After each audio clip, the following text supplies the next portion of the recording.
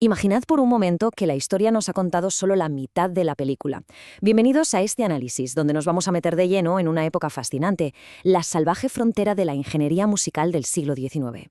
Casi siempre nos cuentan la historia desde la perspectiva del ganador, pero resulta que el estudio de los instrumentos esconde relatos increíbles de inventores atrevidos y acústica experimental.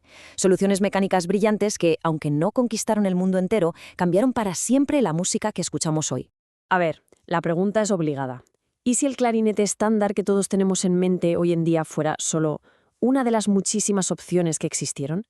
Quienes conocen el mundo académico saben que hoy dominan principalmente el sistema Boehm y en ciertas zonas el Euler. Pero, ¿y si esa misma estandarización nos hubiera hecho olvidar diseños acústicos que rozaban la perfección?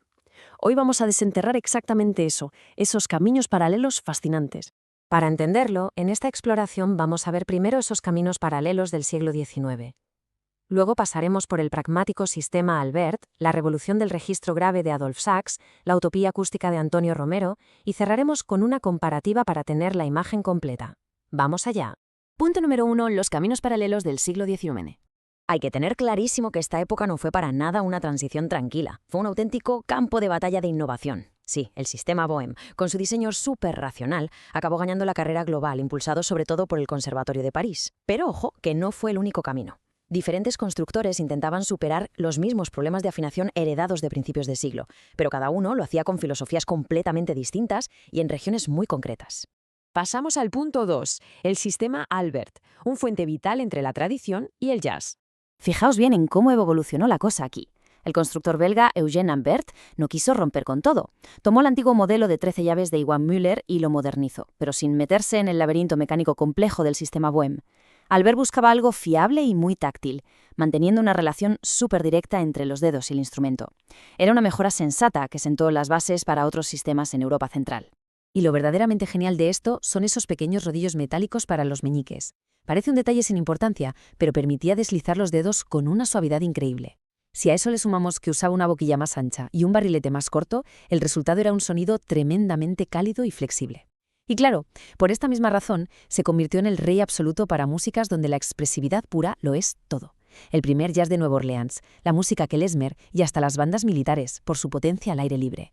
Básicamente, esto nos ilustra un choque de dos mundos impresionantes. Por un lado, la academia amaba el sistema Boehm porque era predecible, homogéneo, ideal para enseñar.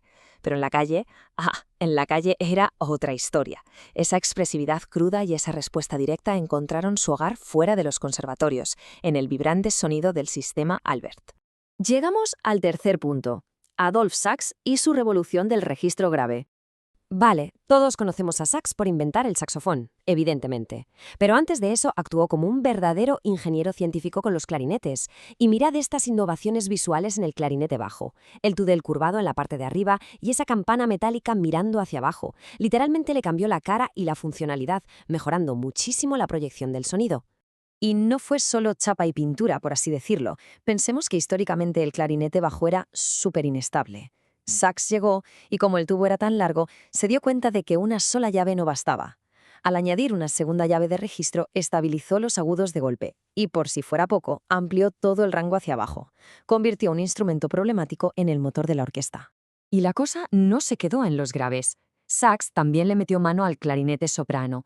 Añadió monturas metálicas para evitar esas vibraciones indeseadas en los mecanismos largos y arregló notas que tradicionalmente sonaban sordas o desafinadas, como el famoso si bemol medio. Me encanta esta idea suya, guiar el movimiento natural de los dedos. Es puro sentido común acústico y ergonómico. Aunque en las escuelas francesas triunfó el modelo Boehm, esta obsesión de Sax por la lógica mecánica fue exactamente lo que sentó las bases para su gran obra maestra, el saxófono. Y esto nos lleva al punto 4. Antonio Romero y lo que yo llamo la búsqueda perfecta. 29. Sí, habéis oído bien. 29 agujeros llegó a meter este profesor del Conservatorio de Madrid en su instrumento allá por 1867.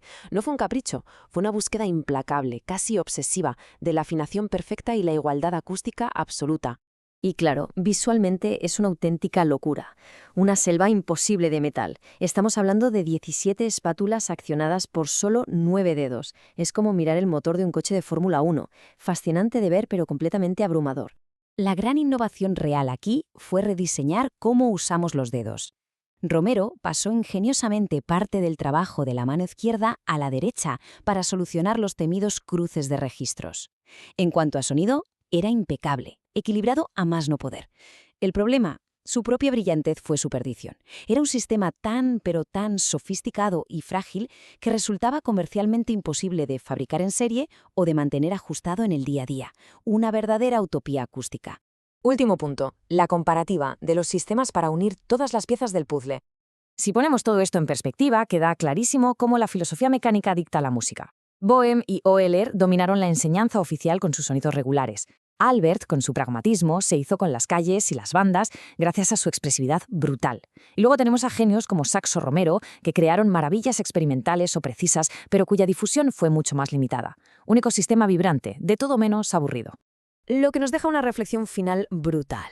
En la historia del desarrollo tecnológico casi siempre gana lo que es práctico, fácil de fabricar en masa y de enseñar, no lo que es ideal o acústicamente perfecto. Así que la pregunta inevitable es, ¿cuántos diseños magistrales, cuántos sonidos alucinantes se habrán quedado guardados en el cajón del olvido simplemente porque el mundo necesitaba algo más sencillo?